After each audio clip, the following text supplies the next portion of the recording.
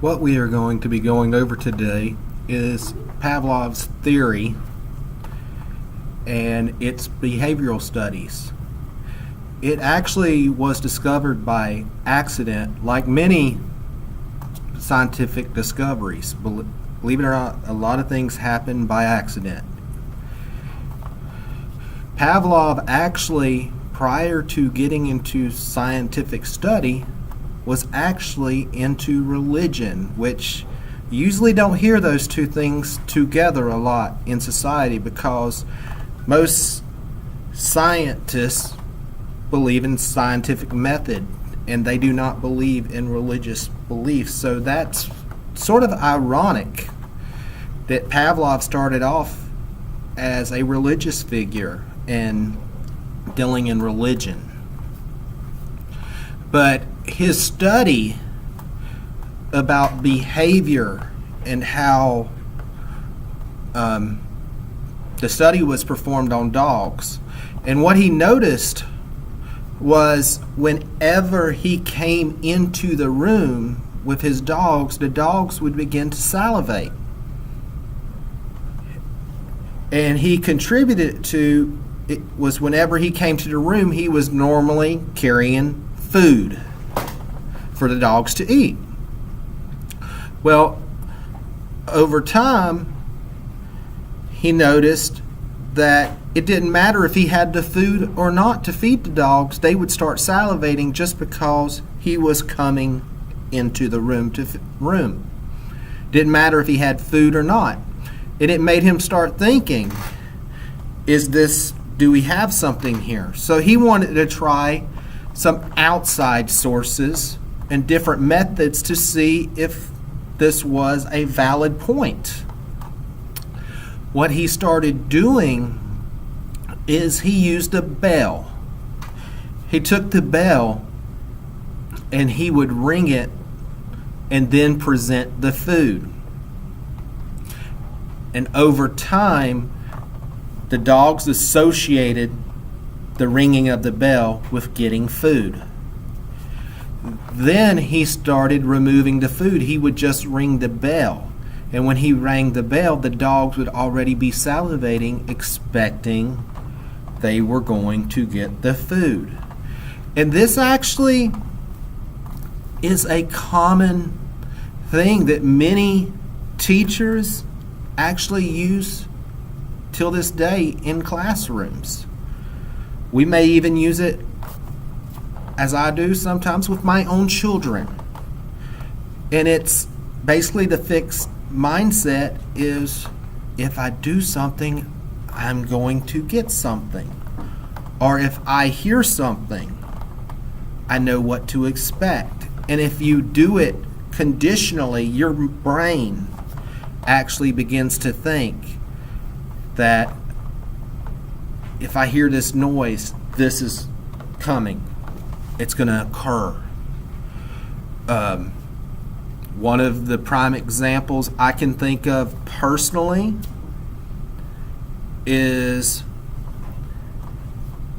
in the morning when you hear the coffee pot and you hear that coffee dripping. You automatically know that coffee's coming, and you just, I'm ready to go. But let's say you get to the kitchen and the drip was the kitchen sink. But your mind is fixated because every morning you hear the coffee pot dripping. That is an example of Pavlov's theory. We get a fixed mindset. In classrooms, one of a prime example is we will tell our students, maybe the ones that will tell our students, everyone that makes a B or higher will get 10 minutes of free time. Over time, that will become their fixed mindset. If we get that into that student's head, that if they do well and make that B or higher, they're going to get free time. Well, eventually, you're not even going to have to tell the kids that they're going to get the free time. They just associate it with making a B or higher. Now, this can be a good tool to use. I also feel that it could be a negative tool. We, as a society, have gotten to the point where we think that you must get something in return for what you do. This is the negative part of this effect. If our students are always thinking they're going to get free time for doing well on a paper, a test, a quiz, is it really for them? Are they doing it to improve? Or are they doing well just because they're going to get a prize in the sense? I personally have 2 children. I want them to do well in school because they want to do well in school. I do not want them going into the school thinking, oh, I'm going to get this if I do well. That's not what you're getting for learning. A student is getting an education. That's what should be the most important thing and rewarding thing that a student gets for doing well in class. It's not based on them getting a prize, a reward, because we all get a reward when we study and do well on a test or a quiz or even a report. But this has proven that people have a fixed mindset, just as the theory back in when Pavlov discovered this with his dogs. And it's pretty sad that we're comparing humans to dogs, but it's true.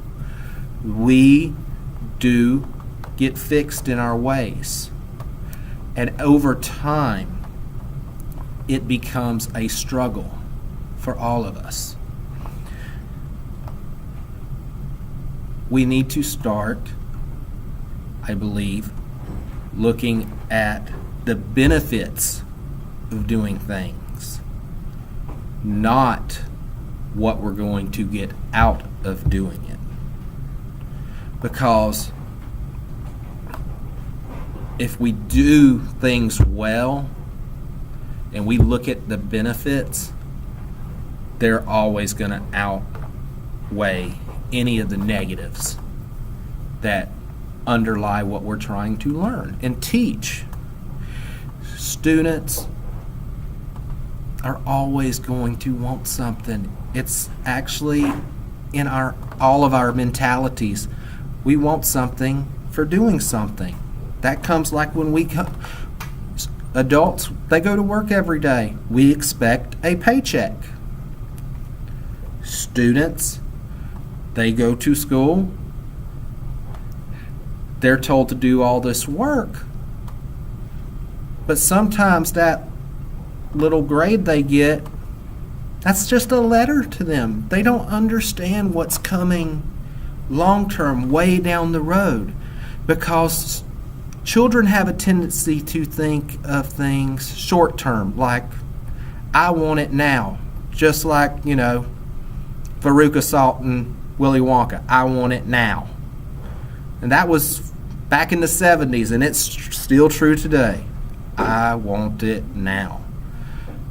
And we need to fixate ourselves on understanding that many things, it takes time to accomplish them. And that is associated, it goes back to Pavlov, that over time you get fixed on certain things and getting certain things. You associate that with your behavior. And like I said, there are good things about Pavlov's theory, about providing something that triggers another event to occur. But there are also negativities, because what happens if the student does well, makes a B or an A? You did not tell them they were going to get free time. They do not get free time. They get upset. And it's because we have told this child for 3 weeks, 4 weeks, they do well, they get free time. And then they assume that every time they do well, they're going to get free time. This is where Pavlov's theory can hurt teachers in the classroom. We have to tell them at the beginning what we expect and what they will earn. You can't let them assume that they are going to get free time or whatever the reward is for whatever their task is, and you wanting them to complete it.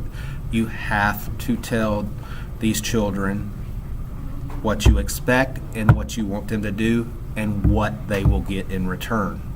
We cannot let them assume things. Thank you.